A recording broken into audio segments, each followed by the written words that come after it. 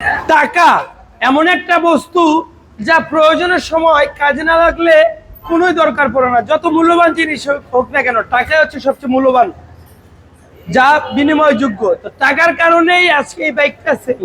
কত টাকা বিক্রি করলো এবং সম্পূর্ণ টাকা বুঝা পাইছে কিনা সেই সম্পর্কে বিস্তারিত জানবো ভাইয়ের মুখে। আসসালামু আলাইকুম। ভাই, যত টাকা বাইকটা বিক্রি করলেন সব টাকা কি বুঝা পাইছেন? লেনা দেনা তো বাকি নাই তো? আমরা সব পেপার বুঝে পাইছি। এই বাইকটা নিয়ে আমরা কিছুক্ষণ পরে আবার আপনাদের কাছে বিক্রি পোস্ট নিয়ে আসবো বিক্রি করার জন্য, কারণ আমরা বাইক কিনি আপনাদের কাছে, বিক্রি করি আপনাদের কাছে। এখানে লেখা আছে দেখে, দূর থেকে এসেছেন এই চিন্তা করে আবেগে বাইক কিনবেন না, কেনার আগে ভেবে চিন্তে বাইক চালিয়ে দেখে কিনুন। প্রত্যেকটা বাইকের কোনো না কোনো কাজ আছে যা আপনার নিজ দায়িত্বে নিজ খরচে ঠিক করতে হবে।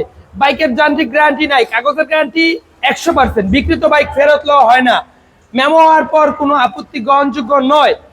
ভাই আরো লেখা আছে, আমরা বাইকগুলা তৈরি করি না, আমরা আপনাদের মতো কারো না কারো কাছ থেকে বাইক কিনেই বিক্রি করি। আমরা শুধু লাভ হিসাব করি। নষ্ট বা বাঙ্গারি বাইকও আমরা কিনি, সেই বাইকটা আপনার কাছে মূল্যহীন হলো, আরেকজনের কাছে মূল্যবান। তাছাড়া লেখা আছে মিটার দেখে বাইক কিনবেন না, কেননা মিটার কমানো যায়, বাড়ানো যায়, ইত্যাদি ইত্যাদি। তো আমরা এই নীতি কারণে লাগাই নাই, মুখের বাণী নাই, কথাগুলা কাজের জন্যই লাগাইছি। সবাই এই কথাগুলা খেয়াল রেখে আপনারা নেওয়ার আগে দেখে শুনে বুঝে চালিয়ে তারপর নিবেন, যেন আপনারা প্রয়োজনে মেকার দেখায় নিয়ে যাবেন। সবাই ভালো থাকবেন, সুস্থ থাকবেন। আল্লাহ হাফেজ।